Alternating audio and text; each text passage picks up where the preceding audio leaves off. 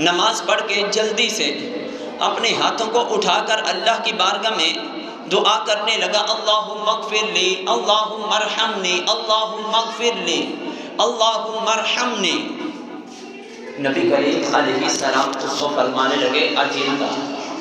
تو نے بڑی جلدی کی ہے، تو جو کہہ رہا ہے اللہم اغفر لی، اللہم ارحمنی، یہ تو بڑی جلدی کر رہا ہے۔ نہیں، اگر تو اللہ سے بخشش چاہتا ہے، اگر تو چاہتا ہے تجھ پر اللہ تعالیٰ کی رحمتیں برسے، نماز پڑھ، نماز کے بعد جب تو دعا کرے پہلے اللہ تعالیٰ کی حمد کر، پھر تو مجھ پر درود بھیج، پھر تو اللہ تعالیٰ کی بارگاہ میں دعا کر۔ جب تو دعا سے پہلے اللہ کی حمد اور مجھ پر درود پاک والی چابی اس دعا کو لگائے گا،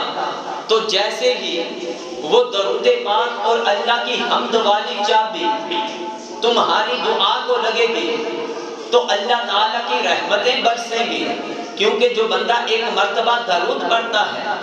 اللہ تعالیٰ کی طرف سے اس بندے پر 10 رحمتوں کا نزول ہوتا ہے،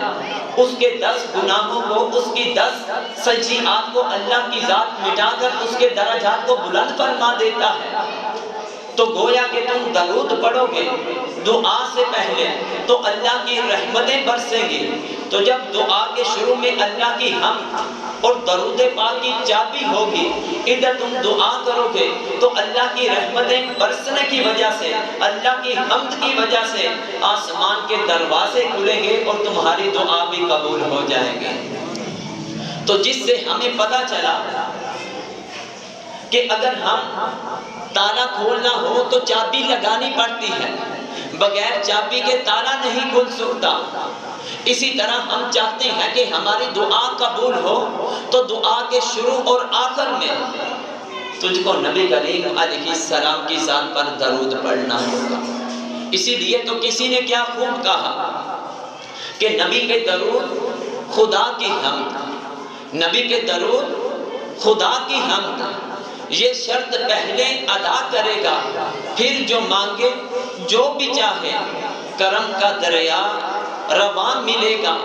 درود پڑھ لے دعا کرے جا، درود پڑھ لے دعا کرے جا، خدا کی رحمت کا در کھلے گا۔ یہی ہے چابی،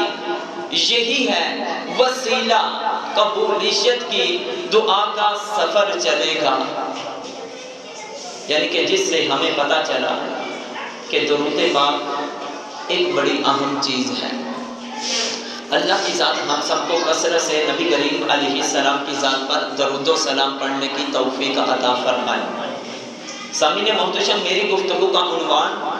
اس عالم ثواب کے حوالہ سے ہے۔